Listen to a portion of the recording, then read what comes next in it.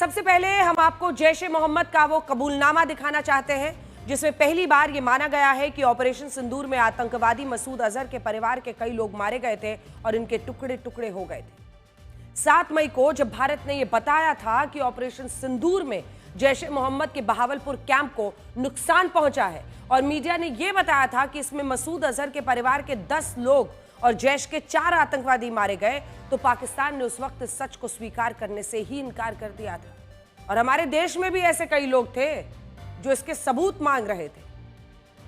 लेकिन आज ऐसे तमाम लोगों से हम कहना चाहते हैं कि पाकिस्तान ने इसके सबूत दिए हैं और 15 सितंबर को सियालकोट में जैश ए मोहम्मद की एक रैली हुई और इसी रैली में जैश के टॉप कमांडर मसूद इलियास कश्मीरी ने यह कहा कि जिस पाकिस्तान के लिए उसने और उसके जैसे बाकी आतंकवादियों ने अपना सब कुछ कुर्बान कर दिया, उसी पाकिस्तान में 7 मई को मसूद अजहर के परिवार के कई लोग मारे गए और उनके टुकड़े टुकड़े हो गए। आप खुद इस कबूलनामे को पहले सुनिए।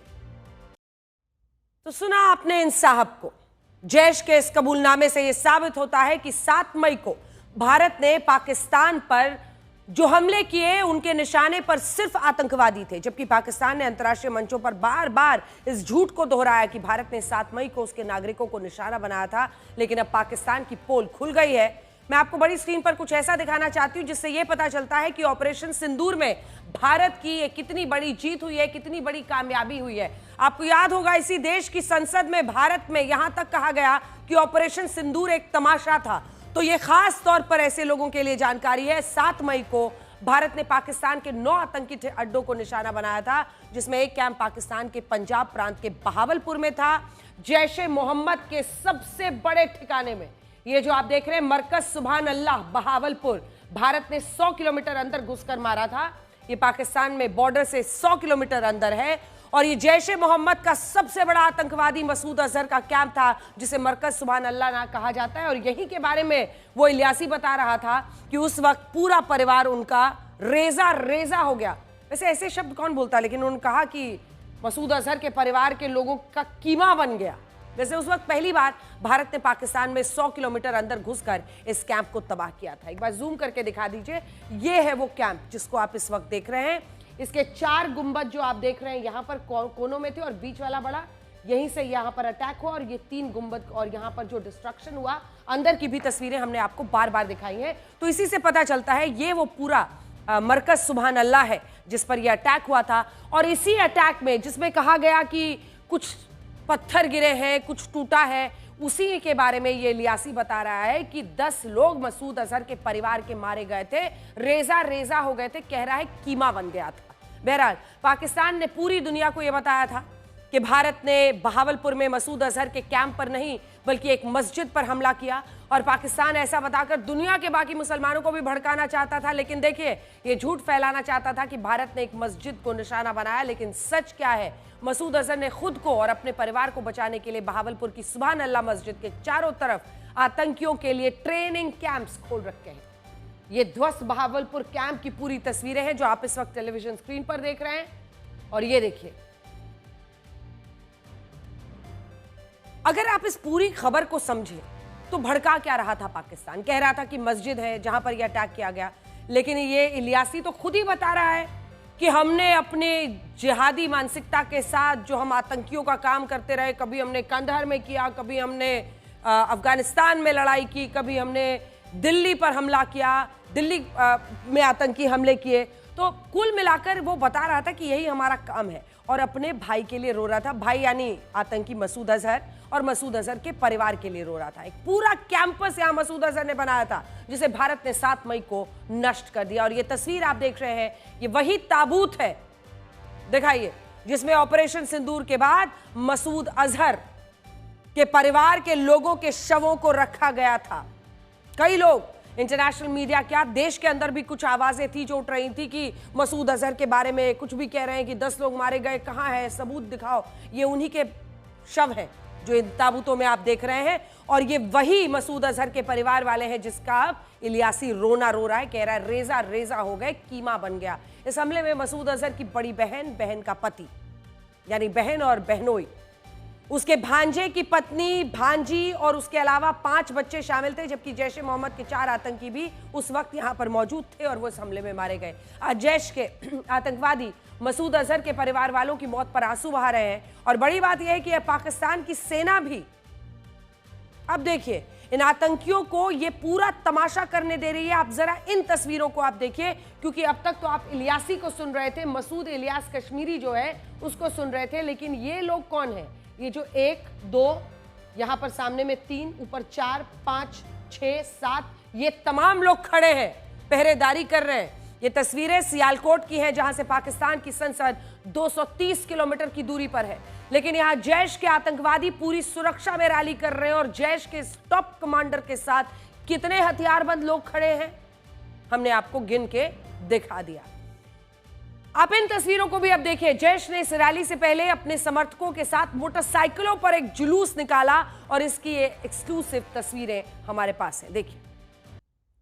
आज America, European union, G7 countries, संयुक्त राष्ट्र, IMF, FATF जैसी संस्थाओं से हम पूछना चाहते हैं कि आखिर आतंकवाद के नाम पर यह कैसा मजाक चल रहा है। इन तमाम देशों और संस्थानों ने जैश ए मोहम्मद और इसके सरगना मसूद अजहर पर कड़े प्रतिबंध लगाए हुए और अमेरिका ने तो जैश ए मोहम्मद को एक अंतर्राष्ट्रीय आतंकी संगठन घोषित किया हुआ है, लेकिन इसके बावजूद जैश खुलेआम रैलियां कर रहा है।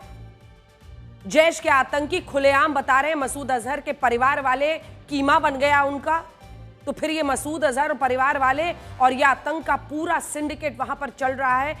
लेकिन इसके बावजूद जैश, देखिए आप कैसी रैलियां पाकिस्तान में निकाल रहा है, इस तरह के जुलूस निकालकर दुनिया का मजाक उड़ा रहा है। सबसे बड़ी बात यह है कि जो तस्वीरें यहां पर हम देख रहे हैं वो तस्वीरें अमेरिका और संयुक्त राष्ट्र को क्यों नहीं दिखाई दे रही। अब पाकिस्तान के जियो न्यूज की एक खबर देखिए, जिसमें यह बताया गया है कि इस महीने पाकिस्तान के प्रधानमंत्री शहबाज शरीफ संयुक्त राष्ट्र की जनरल असेंबली में शामिल होंगे और इस दौरान पाकिस्तान के army chief general Asim Munir भी खुद उनके साथ वहां पर मौजूद रहेंगे और इसके बाद शहबाज शरीफ अमेरिका के राष्ट्रपति डोनाल्ड ट्रंप से भी मुलाकात कर सकते हैं। मैं आपको पढ़कर बताती हूं, यह जानकारी दी गई है जो जियो न्यूज के हवाले से। PM Shahbaz likely to meet president Donald Trump on September 25 in UNGA. ये जो यूएनजीए का समिट होने वाला है उसमें मुलाकात हो सकती है राष्ट्रपति ट्रंप और शहबाज शरीफ की। तो यूएनजीए के अगर साइडलाइंस पर यह बैठक होती है और इसी के साथ ये भी लिखा है कि आसिम मुनीर भी हाई लेवल जो ये मीटिंग्स होने वाली है उसमें उनका नया नवेला फील्ड मार्शल आसिम मुनीर भी शामिल होगा। चलिए इस बार बूट पॉलिश पीएम को भी मुनीर साथ ले जा रहा है। सोचिए कितना बड़ा विरोधाभास है कि जिस जैश को अमेरिका, संयुक्त राष्ट्र ने अंतर्राष्ट्रीय आतंकी संगठन घोषित किया हुआ है, वही जैश पाकिस्तान में खुलेआम रैलियां करता है और इसके बाद अमेरिका के राष्ट्रपति इसी पाकिस्तान के प्रधानमंत्री शहबाज शरीफ और army chief general Asim Munir से मुलाकात कर सकते हैं, जैसा जियो न्यूज के हवाले से बताया जा रहा है।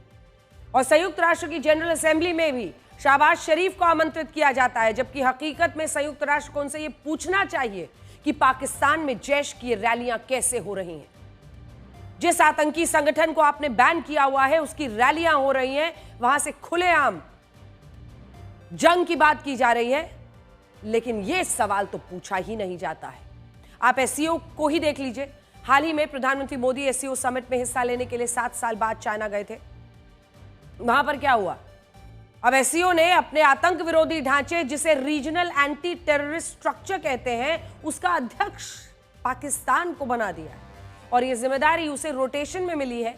लेकिन फिर भी सोचिए कि आतंक परस्त पाकिस्तान कैसे आतंक को खत्म करने के लिए काम करेगा और क्या आतंकवाद को पालने वाले, पोसने वाले देश कभी भी ये चाहेगा कि आतंकवाद खत्म हो जाए या आतंकियों के खिलाफ कार्रवाई हो?